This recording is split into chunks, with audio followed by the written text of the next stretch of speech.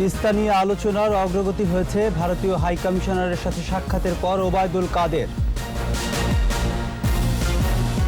Facebook লাইভে সাকিবকে হত্যার হুমকি। সুনামগঞ্জ থেকে মহসিন নামে একজন গ্রেফতার। সিলেটের কুমারগাঁওয়ে 132 মেগাওয়াট বিতরণ কেন্দ্রে আগুন, পুরো বিভাগ বিদ্যুৎ বিচ্ছিন্ন। করোনায় আরও বহু মানুষের মৃত্যুর আশঙ্কায় বাইডেন, ক্ষমতা হস্তান্তরের প্রক্রিয়া দ্রুত শুরুর তাগিদ।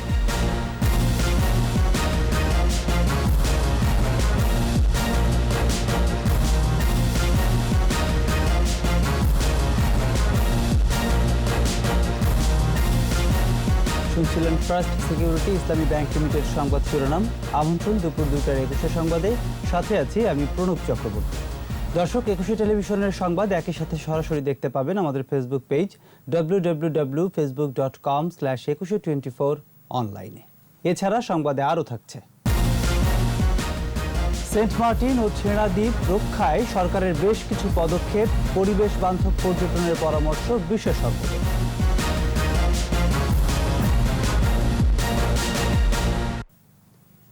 স্বাধীনতার সুবর্ণ জয়ন্তীতে ভারতের প্রধানমন্ত্রী নরেন্দ্র মোদীকে আমন্ত্রণ জানানো হবে বলে জানিয়েছেন সড়ক পরিবহন ও সেতুমন্ত্রী ওবায়দুল কাদের।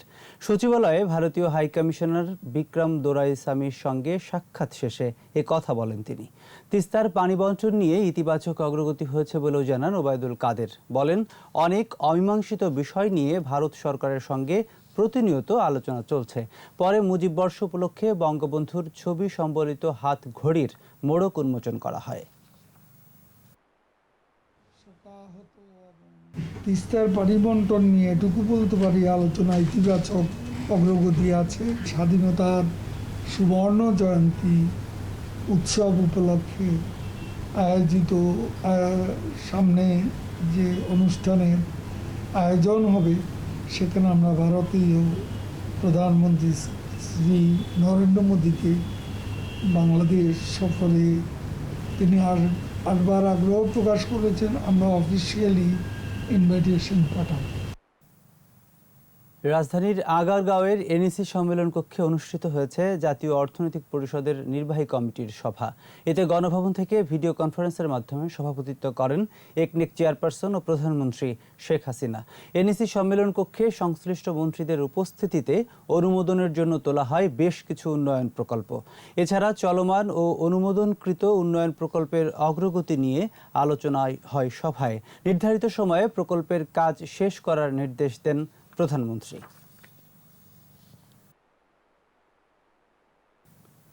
ফেসবুক লাইভে ক্রিকেটার সাকিবকে হত্যার হুমকি দেওয়ার মহসিন নামে একজনকে গ্রেফতার করেছে র্যাব। সকালে গোপন সংবাদের ভিত্তিতে সুনামগঞ্জের রানসি গ্রামে অভিযান চালায় র্যাব। পরে দিরাই থেকে মহসিনকে গ্রেফতার করা হয়। গতকাল ফেসবুক লাইভে ক্রিকেটার অলরাউন্ডার সাকিব আল হাসানকে হত্যার হুমকি দেয় মহসিন। তাকে র্যাব 9 কার্যালয়ে নেওয়া হয়েছে। সিলেটের কুমারগাঁও 132 মেগাওয়াট বিদ্যুৎ বিতরণ কেন্দ্রের আগুন নিয়ন্ত্রণে এসেছে। সকাল 10:30টার দিকে আগুন লাগে। পরে ফায়ার সার্ভিসের 6টি ইউনিট 3 ঘন্টা চেষ্টার পর আগুন নিয়ন্ত্রণে আনে। অগ্নিকাণ্ডের কারণে পুরো সিলেট বিভাগ বিদ্যুৎ বিচ্ছিন্ন রয়েছে। কী কারণে আগুন লেগেছে তা খতিয়ে দেখার জন্য বিদ্যুৎ বিভাগের বিশেষজ্ঞ টিম ঘটনাস্থলে রয়েছেন।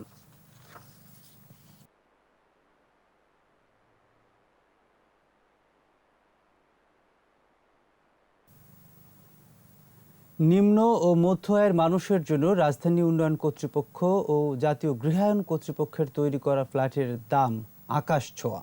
60 লাখ থেকে 1 কোটি টাকা দামের ফ্ল্যাট কেনার ক্ষমতা নেই নিম্ন ও মধ্যবিত্তদের। মিরপুরে 2টি পাইলট প্রকল্প 2018 সালে শেষ হওয়ার কথা থাকলেও এখনও বাকি অনেক কাজ। সাইদুল ইসলামের রিপোর্ট। নিম্ন ও মধ্য আয়ের মানুষের জন্য রাজুকের উত্তরা অ্যাপার্টমেন্ট প্রকল্পে প্রথমে প্রতি বর্গফুটের দাম ধরা হয় 3,800 টাকা।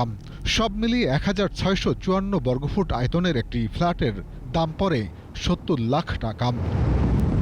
দ্বিতীয় ধাপে একই ফ্ল্যাটের দাম ধরা হয় প্রতি বর্গফুট 4,800 টাকা। দাম পড়ে প্রায় 90 লাখ টাকা। এছাড়া ধানমন্ডি ও গুলশানে প্রতি স্কয়ার ফিটের দাম ধরা হয় যথাক্রমে ৯ ও ১২,০০০ টাকা। জাতীয় গৃহায়ণ কর্তৃপক্ষ মিরপুর ৯ নম্বরে নিম্ন ও মধ্য আয়ের মানুষের জন্য ১,০৪০টি ফ্ল্যাট নির্মাণ করছে। ৪,৫০০ টাকা প্রতি স্কয়ার ফিট, সাথে আছে ইউটিলিটি, পার্কিং ও রেজিস্ট্রেশন খরচ সহ নানা খরচ। দাম পড়বে প্রায় ৬০ লাখ টাকার বেশি। ১৪ তলার 10টি ভবনের কাজ শেষ হওয়ার কথা ছিল ২০১৮ সালে, কিন্তু এখনও কাজের অনেক বাকি। এখানে কাজের আসলে হয়েছে কি, অতিরিক্ত বৃষ্টিপাত হয়, অনেক সময় দেখা যায় কাজের অনেক ডিসিশন পেন্ডিং থাকে। কয়েকটি ভবনের ঠিকাদার বাদ দেয়া হয়েছে। কাজের মান ও অগ্রগতি না থাকায় তাদের বিরুদ্ধে ব্যবস্থা নেওয়ার কথা জানান নির্বাহী প্রকৌশলী। বরাবরের মতো এখানে আমাদের কাজ শুরু করতে বিলম্ব হয়েছে, কারণ এই জায়গাটাতে অবৈধ বস্তি ছিল এবং বাংলাদেশ সেনাবাহিনীর ব্যাচিং প্ল্যান্ট ছিল। ওই সকল স্থাপনা অপসারণ করে, বস্তি অপসারণ করে এখানে কাজ শুরু করতে আমাদের বিলম্ব হয়েছে। 2টা বিল্ডিং আমরা এখানে পারবো না, 7 এবং 9। এই বিল্ডিংয়ের ঠিকাদারি প্রতিষ্ঠান দীর্ঘদিন কাজ না করায় আমরা তাদের চুক্তি বাতিল করেছি। প্রকল্পটি দ্রুত শেষ করে আগামী বছরের শুরুতে কিছু ফ্ল্যাট হস্তান্তর করতে চায় কর্তৃপক্ষ। এখানে শুরুতেই প্রায় 1 বছর সময় নিয়ে ফেলছে। এটা যেভাবে ব্যাংক ডিফল্টার হয়েছে, আমরা 1 বছর ধরে ট্রাই করে তাদের হেল্প করে যে করে উঠে নেওয়ার চেষ্টা করলাম, শেষ পর্যন্ত ওরা পারলো না। স্বপ্ননগর ফেজ 1 তো শেষের দিকে, এটা আমরা টার্গেট দিয়েছি যে করে হোক ডিসেম্বরে শেষ করতেই হবে। পাইলট প্রকল্প বাস্তবায়ন শেষে মধ্যবিত্তদের জন্য নতুন প্রকল্প নেবে জাতীয় গৃহায়ণ কর্তৃপক্ষ। 100 ইয়ার্স লাইফ দিয়ে ডিজাইন করা আছে। নির্ধারিত সময়ে কাজ শেষ না হয় এবং অতিরিক্ত দামের কারণে মধ্যবিত্তদের সুফল পাওয়া নিয়ে আছে সংশয়। সাইদুল ইসলাম, 21 টেলিভিশন, ঢাকা। অতিরিক্ত পর্যটকের চাপ, যথেচ্ছাভাবে হোটেল মোটেল নির্মাণ সহ বন উজাড়ে হুমকির মুখে সেন্ট মার্টিন দ্বীপ। তাই সেন্ট মার্টিন ও এর অদূরে ছেড়া দ্বীপকে বাঁচাতে বেশ কিছু পদক্ষেপ নিয়েছে সরকার। এর মধ্যে ছেড়া দ্বীপ ভ্রমণ নিষিদ্ধ করা হয়েছে, আর সেন্ট মার্টিনে 6 ধরনের নিষেধাজ্ঞা দেওয়া হয়েছে। এ অবস্থায় সরকারি নির্দেশনার কঠোর বাস্তবায়ন চান বিশেষজ্ঞরা। সেই সাথে স্থায়ী স্থাপনা ভেঙে ফেলে পরিবেশ বান্ধব পর্যটনের পরামর্শ তাদের। মফিউর রহমানের রিপোর্ট। সুনীল জলরাশি, সৈকত জুড়ে সারি সারি কিয়া বাগান, ঝাউ, নারকেলের বাগান সৌন্দর্য ছড়াচ্ছে। শৈবাল, নুড়িপাথর, ঝিনুক আর প্রবালের ছড়াছড়ি। দ্বীপের নাম সেন্ট মার্টিন। ৬৮টি প্রজাতির প্রবাল, ১৫১ প্রজাতির শৈবাল, ১৯১ প্রজাতির মোলাস্ক বা কড়ি জাতীয় প্রাণী, ৪০ প্রজাতির কাঁকড়া, ২৩৪ প্রজাতির সামুদ্রিক মাছ, 4 প্রজাতির উভচর, ২৮ প্রজাতির সরীসৃপ, ১২০ প্রজাতির পাখি, ২০ প্রজাতির স্তন্যপায়ী প্রাণীর বাস সেন্ট মার্টিনে। এই দ্বীপে উদ্ভিদ আছে ১৭৫ প্রজাতির। পর্যটকের চাপসহ নানা কারণে হুমকির মুখে নৈসর্গিক দ্বীপটি। ৮.৩ কিলোমিটারের দ্বীপটিতে স্থায়ী বাসিন্দা প্রায় ৯,০০০। এছাড়া এখানে প্রতিদিন গড়ে ৯,০০০ পর্যটক অবস্থান করে। দিনের পর দিন অত্যাচারে হুমকির মুখে দ্বীপের পরিবেশ প্রতিবেশ।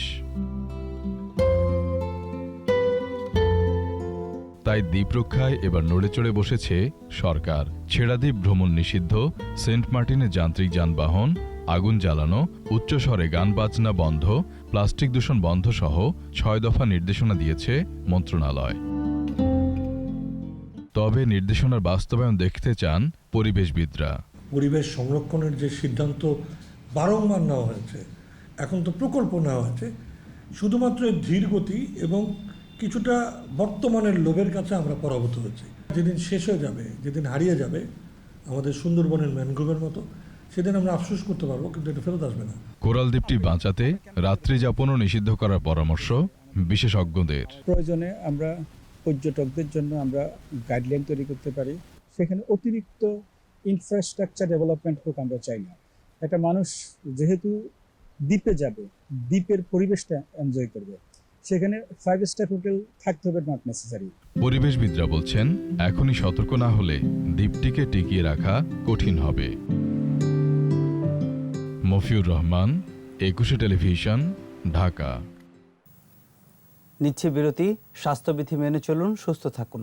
যখন ফিরব তখন থাকবে। প্রধানমন্ত্রীর চাচি শেখ রাজিয়া নাসের আর নেই, বাদ জোহর বনানীতে দাফন। আবারও আমন্ত্রণ দুপুর 2টার 21 সংবাদে। নানা কর্মসূচির মধ্য দিয়ে টাঙ্গাইলে মজলুম জননেতা মাওলানা আব্দুল হামিদ খান ভাসানীর 44তম মৃত্যুবার্ষিকী পালিত হচ্ছে। দিবসটি উপলক্ষে মাওলানা ভাসানী বিজ্ঞান ও প্রযুক্তি বিশ্ববিদ্যালয়, ভাসানী ফাউন্ডেশন সহ বিভিন্ন রাজনৈতিক, সামাজিক ও সাংস্কৃতিক সংগঠনের পক্ষ থেকে ভাসানীর মাজারে পুষ্পস্তবক অর্পণ করা হয়। কর্মসূচির উদ্বোধন করেন বিশ্ববিদ্যালয়ের vice chancellor professor doctor Alauddin.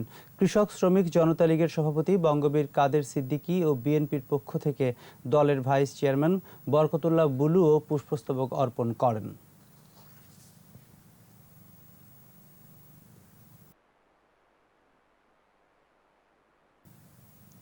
প্রধানমন্ত্রী শেখ হাসিনার চাচি ও বাগেরহাট 1 আসনের সংসদ সদস্য শেখ হেলাল উদ্দিনের মা মোসাম্মদ রাজিয়া নাসের মারা গেছেন। বার্ধক্যজনিত নানা রোগে ভুগছিলেন তিনি।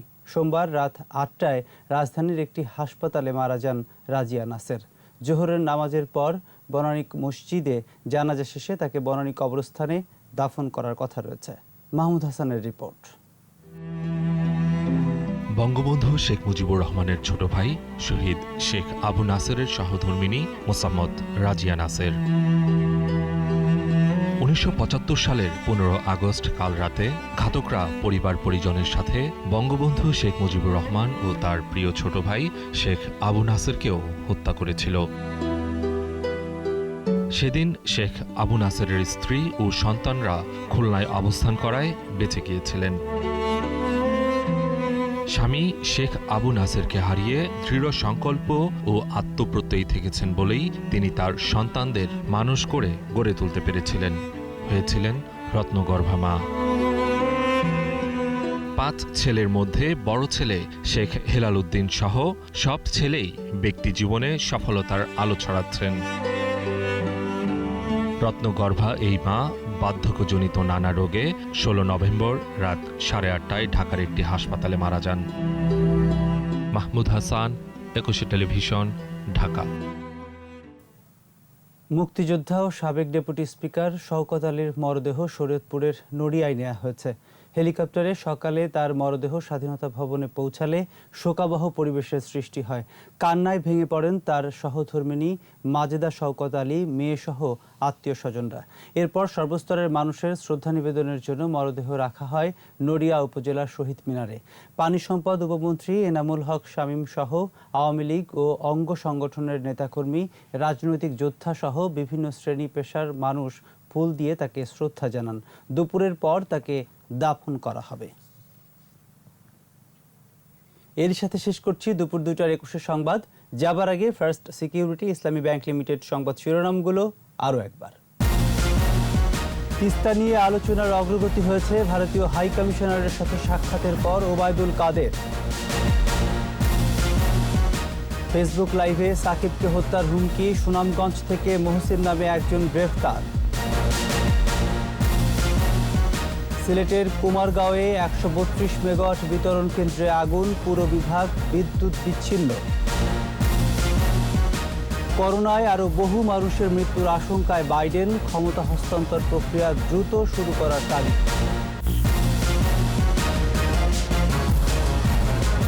দর্শক, সর্বশেষ খবর জানতে ডায়াল করুন 2021 নম্বরে, ভিজিট করুন 21-tv.com এই ওয়েবসাইটে। এছাড়া ফেসবুকে ভিজিট করতে পারেন facebook.com/2124 অনলাইন। 6টায় আমাদের চট্টগ্রাম সংবাদ দেখার আমন্ত্রণ রইল।